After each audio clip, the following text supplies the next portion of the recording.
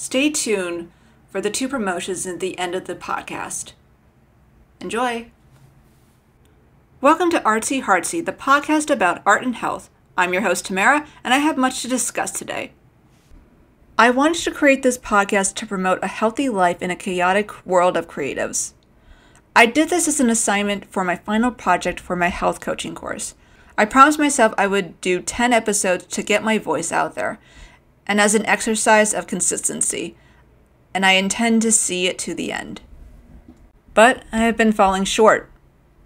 I'm failing, if you will. I keep missing the deadlines for what was supposed to be a bi-weekly podcast series. This episode was supposed to be on Friday, but I'm posting it on a Tuesday. I tried recording without a script because many professionals can record without one.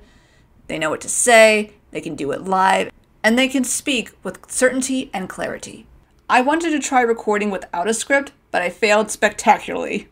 I also had to re-upload my last YouTube podcast video because I accidentally duplicated my audio, which sounded very weird. So now here I am with the script. If you haven't guessed, this episode is about failure and rejection. A lot of creatives' biggest fear is failure and rejection.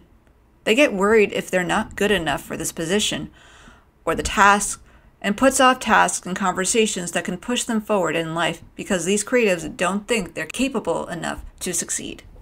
In their minds, they need to be perfect, or it's not worth the effort. They must say the right thing, create the perfect design, do everything right, or risk being rejected. Some people can think of everything that could go wrong instead of what can go right. The fear of rejection can be so powerful that we stop ourselves from achieving our goals. How can people get over this hurdle? As a creative person, it is ironic that one central aspect of any creative job, and be it animation, web design, UX design, audio engineering, print, 3D print, you will have to deal with constant criticism. You're so worried about getting rejected that you don't realize that if you get the position, you'll have somebody telling you that you're always doing something wrong. You're not always going to be doing something wrong, but there will definitely be somebody above you who will make you feel like everything you do is wrong. You need to understand that you will constantly be criticized by people with more experience than you, or sometimes by people who know nothing about your job. Don't take the criticism too personally. It will suffocate you.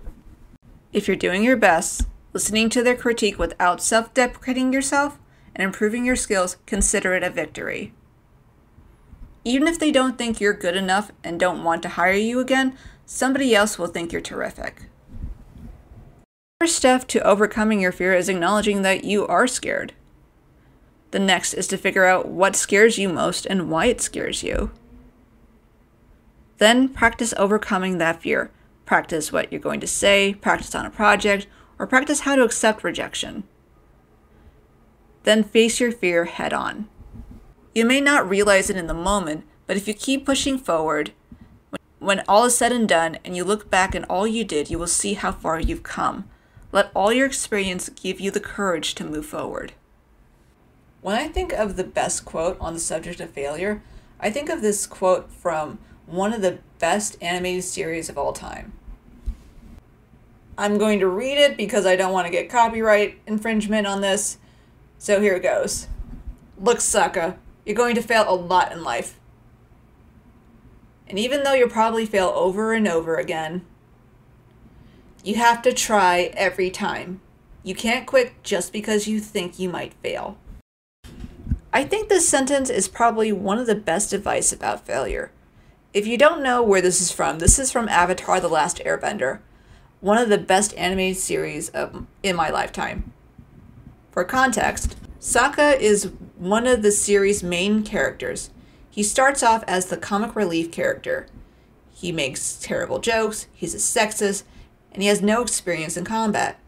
He lives in a world of war, where people can bend the elements, and he is not one of them. He starts as a comic relief character, but learns to respect women and becomes a capable strategist as he progresses. However, one of his most significant plans to end the war backfires, costing him his army and his father. To redeem himself, he tries to save his father by breaking him out of prison, and he gets help from his former enemy, Prince Zuko. Prince Zuko is one of the main antagonists of the series. He was born weak compared to his younger sister, which his father constantly reminds him of. He aimed to capture the main hero of the story, the Avatar Aang, and restore his honor in his father's eye after banishing him. However, he failed repeatedly, but with every failure, he gained more experience and wisdom about himself and the world. All these failures led him to realizing that the only one who can restore his honor is himself, not his father, and his country was in the wrong. And he had to help stop them from committing another, Sokka is feeling down because another one of his plans failed, and he doesn't want to risk another failure by staying in prison to see if his father is one of the new prisoners. But Zuko, who has known nothing but failure in his entire life, gives him this kernel of wisdom that leads to strengthening Sokka's resolve. What started as a joke to reject Sokka and become It started as a joke to reject Sokka, but it becomes an undeniable truth delivered by someone who best represents it: failure. If you genuinely want to achieve something, get the job, or whatever you're trying to accomplish, you have to try every time. You can fear failure, but understand this: you can try and fail. You can do everything you could and still not succeed. It will always be better than never trying at all. Even if you fail, you can take what you learned from that experience and try again or try something new. Failure is a big part of life. There will be people who will scorn you for your past failures, look down on you because you didn't succeed where others did. It reminds me of this one guy from American Idol. He was a very terrible singer, but even still, he got his 15 minutes of fame. Millions of people went to see him sing horribly, but he still did it. Like, if I can say anything, please have that kind of confidence going into life. You may not be the best, but try and have that confidence like you are. A lot of people don't actually start perfect. Half the time, they're pretty much faking it till they make it. You're so worried about being considered an imposter or a fake or a phony. Meanwhile, people who are fakes and phonies somehow make it. Why shouldn't you have that kind of confidence, especially if you are the one who is taking the time to learn, who have passion for the craft? The imposter may have the charisma to convince people that they are better than they actually are, but you should think of it as, I have the skills and the charisma to do both. And now, a word from our sponsor, which is me. I'm sponsoring myself. Are you dealing with things such as weight gain, depression, burnout, or unhealthy coping habits? Or do you have an intense fear of rejection and you want to overcome it? I offer health coaching services that are unique to others. By using a specialized method called the NLS Matrix Decoder, this technology can examine physical, psychological, and emotional states.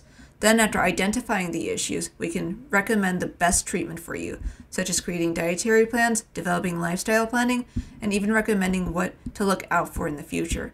If you want to learn more or have additional questions, contact us at matrixemfharmonizers@gmail.com or call 718-607-7725. If you cannot come in person, we can provide remote sessions, as mentioned above, with hair samples, and you can join the session on FaceTime via Zoom. As technology evolves, we're also growing.